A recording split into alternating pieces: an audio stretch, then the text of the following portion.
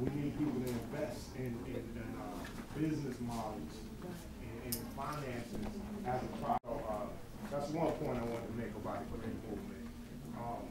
The second thing I wanted to make is the greens in our diet. You know, and I shouldn't say diet because we don't diet, we're trying to live it. You know? But, you know, the greens, the concept of nutrition, health, and fitness, you know, I never really see the green movement addressing that. And the black community is #1 in heart disease. You know what I mean? #1 in diabetes, asthma, allergies, you know, all these things related to not only the pollution in the environment, right? Not only the stress that we under, but the actual food and the lifestyle. And this is what I call a sad diet, the standard American diet.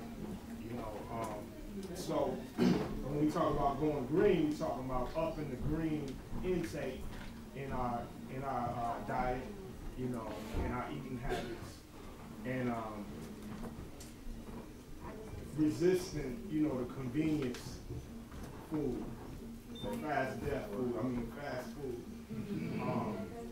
And you know, really reclaiming our ancient culture.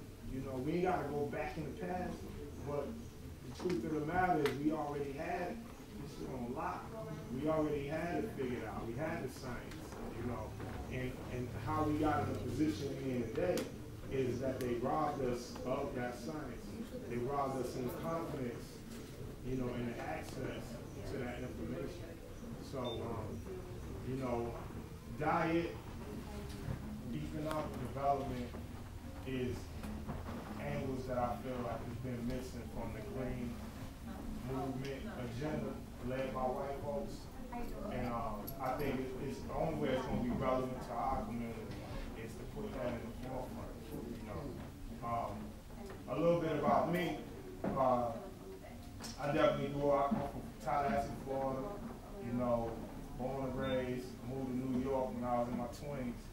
But so I'm from the South. I'm from the neck bones and bacon and, you know what I mean? Like eat whatever, Kool-Aid with this much sugar.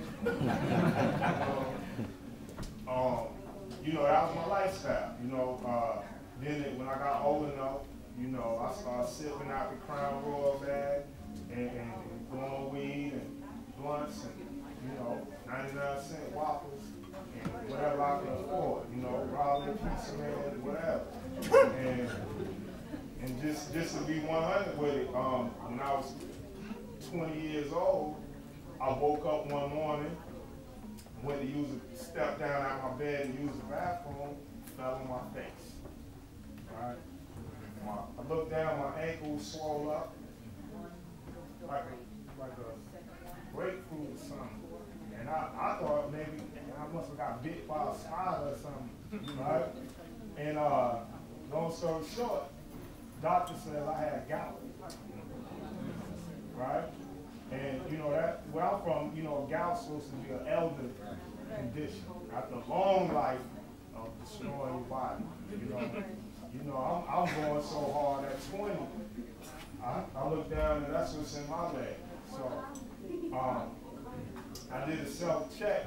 The doctor said, "Don't worry about it. You know, a couple pills. You know what I mean? Keep doing what you're doing. Take these, clear it up, you'll be all right?" And you know, sometimes the worst situations have the best outcomes, though, because it put me on a crossroad, you know, and I really truly had to rely on our culture. I was living in Brooklyn at the time, in a Rasta community. My wife was a vegan and studying to be a holistic health counselor at the time. And she said, you know, we ain't gotta get on the drugs and all that. But what you gotta do is, you know, boom, boom, boom. So she laid it out for me. Then I said, well, if I could get my leg back, you know, in operation, you know, I wanna use it. You know, so I signed up for a Kung Fu class, right? About 6 years later, I'm breaking a board with my foot, that same foot that was swole up. I'm a vegan. I'm working out 6 days a week. You know what I mean? And now I got a son who's 8, who was born vegan, in my hands, not in the hospital, you know. And so I give thanks, and I know that, you know, our culture got the answers to heal ourselves in my own life, you know.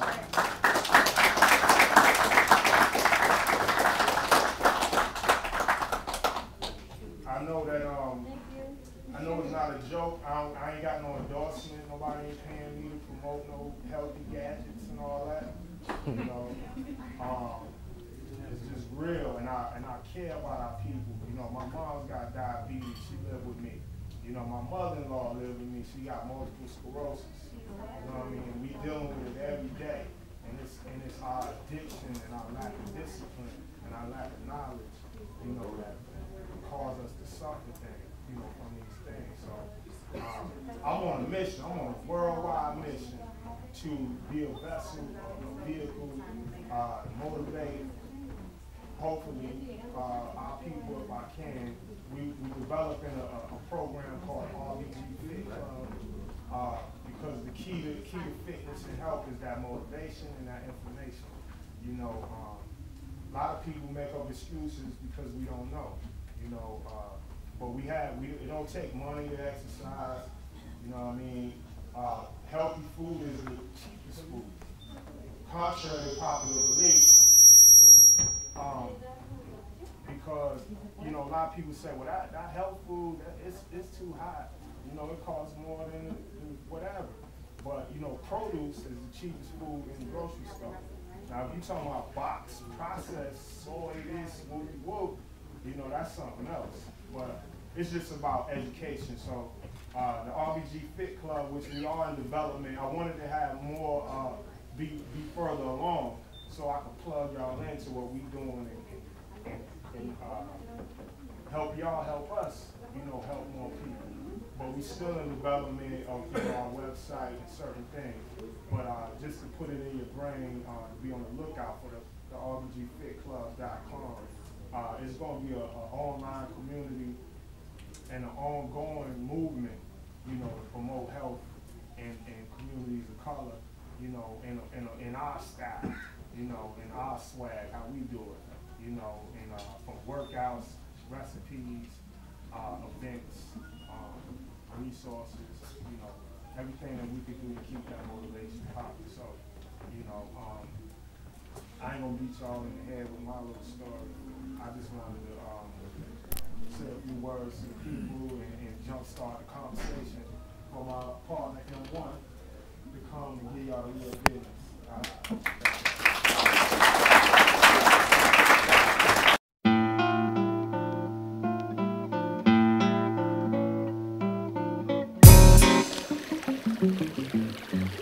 It's all love. It's all love.